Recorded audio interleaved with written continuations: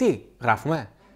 Γεια σας, είμαι ο Τάσος, βλέπετε Μαμά Πεινάω και σήμερα θα φτιάξουμε cheesecake μπισκότο. Καταπληκτικό πεντανόστιμο, πάρα πολύ εύκολο ως γνωστόν. Έχω και μία ακόμα άλλη συνταγή για cheesecake, την οποία πρέπει να τη δείτε και αυτή, αλλά και αυτή εδώ που θα φτιάξουμε σήμερα είναι φανταστική, ειδικά αν σας αρέσει το cheesecake. Λοιπόν, ξεκινάμε. Κάντε εγγραφή στο κανάλι, subscribe που λένε, και κάντε κοινοποίηση το βίντεο για να το δουν όλοι οι φίλοι σας. Και ένα comment, ένα μήνυμα, να μου πείτε ένα γεια, να μου γράψετε μια συνταγή που θέλετε να σας φτιάξω, κάποια ιδέα κλπ.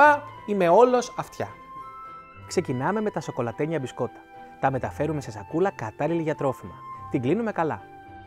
Με τη βοήθεια του πλάστη θρηματίζουμε καλά τα μπισκότα. Στη συνέχεια τα βάζουμε σε μπολ για να τα ανακατέψουμε με λιωμένο αγελαδινό βούτυρο. Χρησιμοποιούμε μια μαρίζ. Πρέπει το μείγμα να έχει ψιχουλιαστεί υφή. Μεταφέρουμε το μείγμα μπισκότων βουτύρου σε ταψάκι στρωμένο με λαδόκολλα. Με ένα κουτάλι πιέζουμε τα μπισκότα σε μια ενιαία επίπεδη στρώση. Βάζουμε το ταψάκι σε ψυγείο για περίπου 30 λεπτά.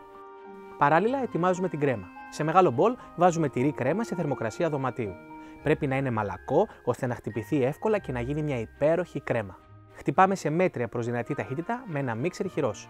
Κατόπιν προσθέτουμε κρύα κρέμα γάλακτος με 35% λιπαρά. Ανακατεύουμε με το μίξερ μέχρι να ομογενοποιηθούν τα υλικά. Η κρέμα πρέπει να γίνει παχύρευστη και βελούδινη. Ρίχνουμε τη ζάχαρη και συνεχίζουμε το χτύπημα. Πρέπει να ενωθούν τα υλικά. Κατόπιν ανακατεύουμε με απαλές κυκλικές κινήσεις την κρέμα. Σπάμε ένα μπισκότο στην κρέμα και αναμειγνύουμε. Απλώνουμε με τη βοήθεια της μαρίζ την κρέμα πάνω από την κρύα στρώση μπισκότων. Ισιώνουμε την επιφάνεια της κρέμας. Γαρνίρουμε με χοντροσπασμένα κομμάτια μπισκότου. Θα χαρίσουν την τέλεια υφή στο γλυκό μας. Αφήνουμε το cheesecake στο ψυγείο να δέσει για 3-4 ώρες. Βγάζουμε το γλυκό από το ψυγείο και το κόβουμε σε κομμάτια. Σηκώνουμε τη λαδόκολλα από το ταψάκι για να σερβίρουμε το cheesecake.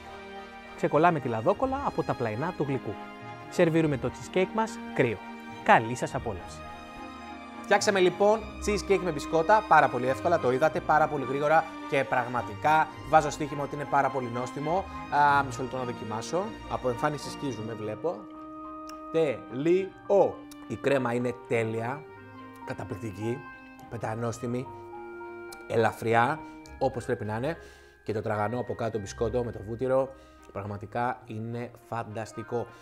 Ένα γλυκό που πρέπει να το δοκιμάσετε οπωσδήποτε σήμερα κιόλας. Από εμένα πολλά φιλιά.